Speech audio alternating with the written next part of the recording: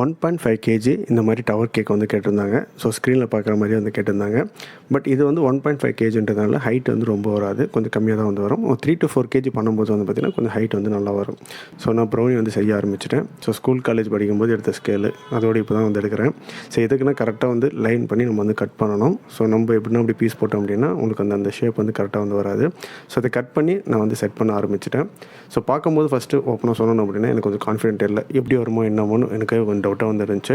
So அதுக்கு மேலே இந்த நியூட்ரெல்லா டாப்பிங், சாக்லேட் இதெல்லாம் வச்சவொடனே தான் எனக்கு கொஞ்சம் சாட்டிஸ்ஃபை ஆகிடுச்சு. ஸோ மேலே வச்சிருக்க சாக்லேட் வந்து பார்த்திங்கன்னா Hershey's milk chocolate, dairy milk shots and flower வந்து பார்த்திங்கன்னா ஃபோட்டோவில் இருக்கிற மாதிரி வந்து கேட்டிருந்தாங்க.